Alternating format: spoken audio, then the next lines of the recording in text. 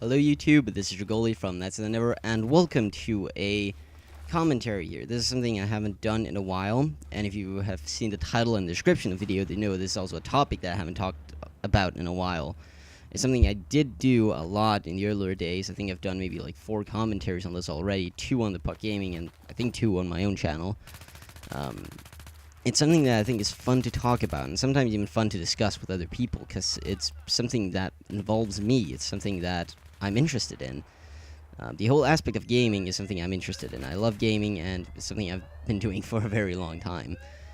But as you can notice, if you should already know, if you don't, I'm a PC gamer. I play on the PC. I don't like playing on console. I can do it from time to time. I have a PS3 in my house, but it's not something that I do on a regular basis. It's like every now and then, sure, maybe get an exclusive console game and then play it there.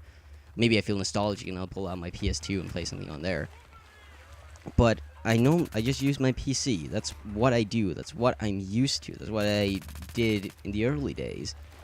Of course, I did actually play, to be fair, the first actual game stuff I played, that was on, I think it was a Super Nintendo, or Super Famicom, whatever it is you want to call it, depending on where you live. And that was kind of the first gaming system that I played on. But after trying PC gaming and then using that for a bit, I think it was mostly Counter-Strike back then, I got more and more interested, and this is something that just stuck with me. Give me a mouse and a keyboard and I'll just rock away. I love using the keyboard and the mouse. It's what I'm used to. My hand's doing 2 almost different things. My left hand doing some clicking on buttons, and my right hand moving around, mostly in first-person shooters, since it's what I play the most and what I enjoy the most. I really like that first-person feel that you put into the action of a single unit. It's not like you were up in the game like StarCraft, where you have control over lots of units. I like being in the middle of the action, and controlling, like moving the mouse around. I think that's a little more realistic than just using your thumb and then moving the little tiny thumbsticks. You use a little more movement, and I think it feels a lot more realistic. To be honest, it just feels wrong and weird to me when I actually try and play a first-person shooter on a console. Like, I can't do shit. Like, I'm just walking around. Whenever I need to turn, I'm like stand still and I turn. Like, I can't move and turn at the same time, which is something that I'm used to and do all the time when I'm using my PC. But PC gaming is it's turning into a lower market at the moment. It's not as big as it was before. There's lots of things like developers going to develop on consoles instead. They primarily do something there and they share a little port over there. Maybe we'll just give them a free-to-play game. Like, they won't care. But actually, we do. The PC gamers, it's annoying when you have a franchise that's been on the PC for years, and it's something that PC gamers enjoy, and then suddenly just throw that away. Then you just start developing on consoles and make a cheap port on the PC. And it's all because they just one time try and do a game on the console, and they're just like, hey, this might actually be a little bit easier. We're just gonna do that. Like, fuck those PC guys. They can just go suck our cocks. Like, what the hell? It's ridiculous. It's not. I'm not saying that every single developer does that, but there's quite a few that do it, and it's annoying. There are thankfully some that have tried developing a game on the console, and then chose that as a secondary development platform. And an example of this, I think, is the DICE, the creators of Battlefield.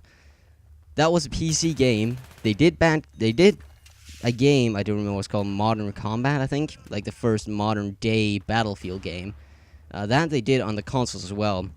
And then they did a console exclusive, Bad Company, and then it came back to the PC again after that. Like, they didn't actually gain that much from going onto the console. I think a reason for that could be that Call of Duty already at that time was starting to take over the first-person shooter market, at least on the consoles. I think on PC you'll still find that Battlefield is the winning first-person shooter. I'm not saying the winning game, the winning first-person shooter. The winning game would be something like World of Warcraft and one of those MMOs, maybe even StarCraft. Like, the PC exclusives, of course, what's going to be the most played on the PC.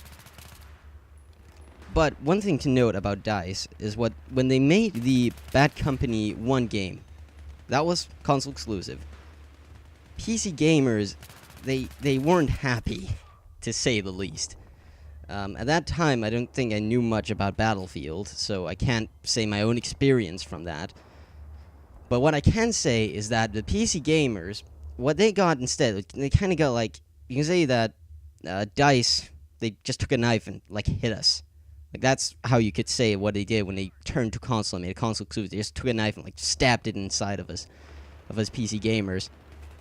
And then what they did after that was they took a tiny little piece of cloth and tried to put it on top of the wound.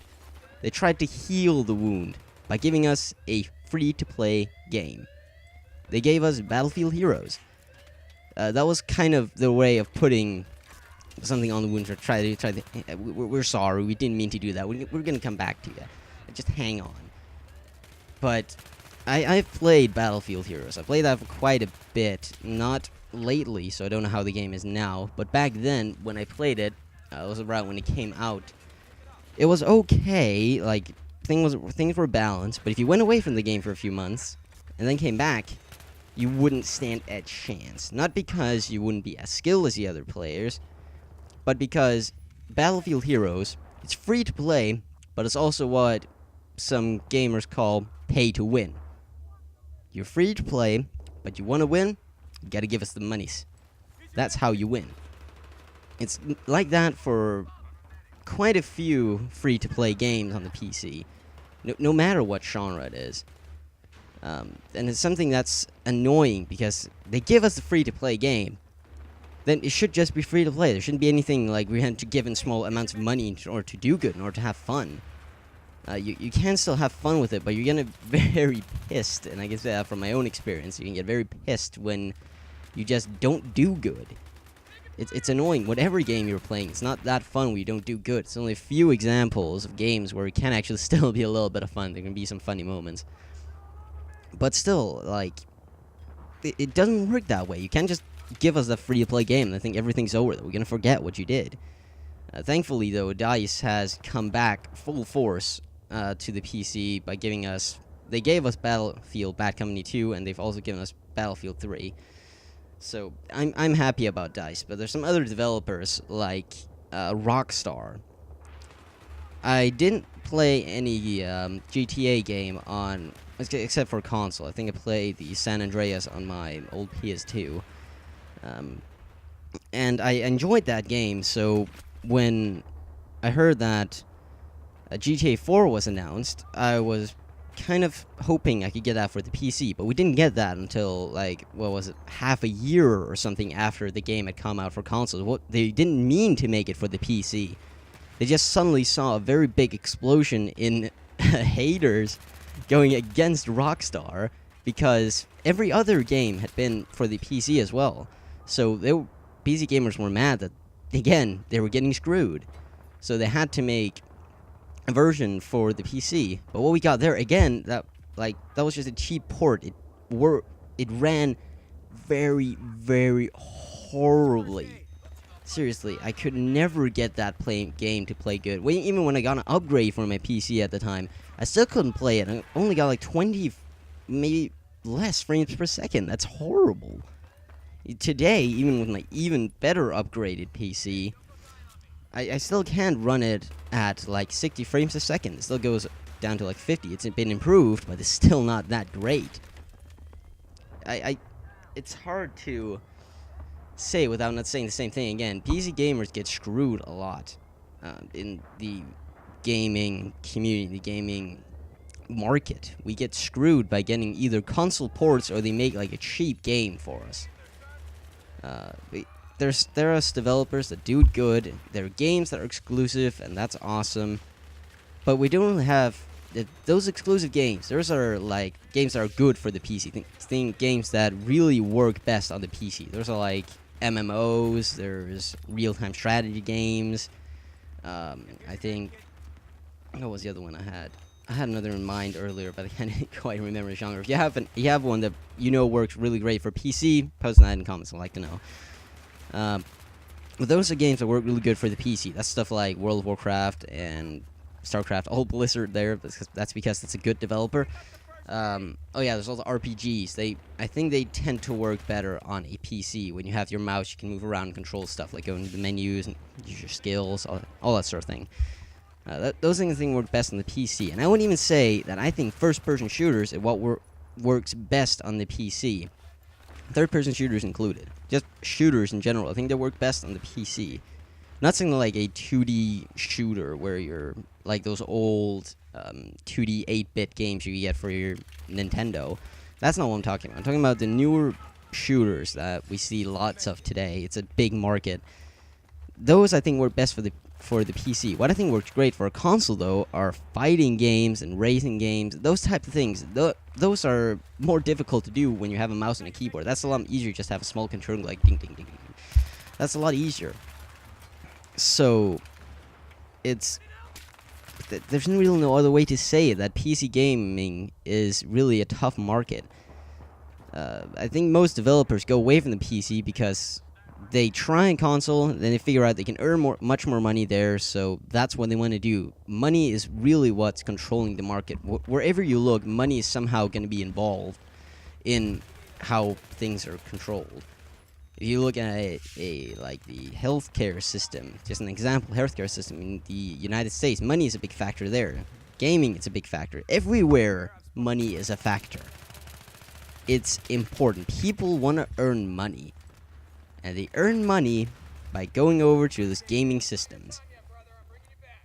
People are moving over to the gaming systems. And one reason for that, and also a reason that not many people move from the dedicated gaming systems, the consoles, to the PC, is because people have an idea that you need to spend $5,000 in order to be able to play a newer game on the PC, a game with like running at a decent setting, just have it playable even. They think you need to spend like $5,000, and that's not the case. I think what people forget is that they mostly look at laptops and those ultrabooks, that sort of not netbooks, but notebooks, maybe even MacBooks. Like, those things are going to be expensive because they're a lot smaller package. You can, of course, get some really, really cheap ones that aren't really that good. But it's because it's compacted into a small package. Then they're going to be more expensive.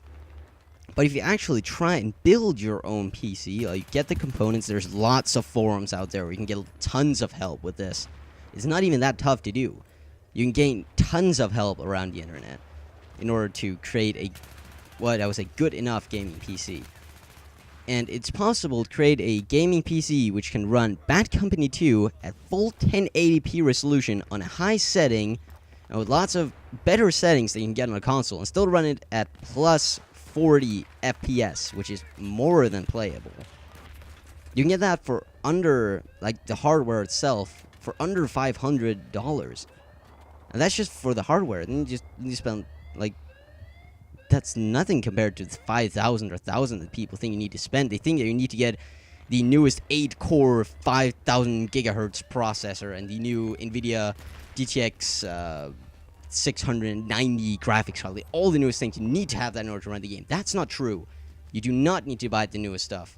Even when I'm just upgrading my PC, I'm looking back to say, okay, what was the best the best graphics card, the best memory, the best processor maybe like a year ago. You can still use that, and it's going to be a lot cheaper because technology evolves that quickly. It's going to be a lot cheaper just buy something that's a little bit older, and it'll still run newer games great. I'm actually running out of time here, so I need to finish this up. If you want to see more of this, and I'm actually post a comment down below if you want to see more. I'm actually hoping to bring some more on free-to-play games. I have my own opinion on that I want to give you. I'll give you a little bit, like a preview in this commentary here. So thanks for watching, and take care.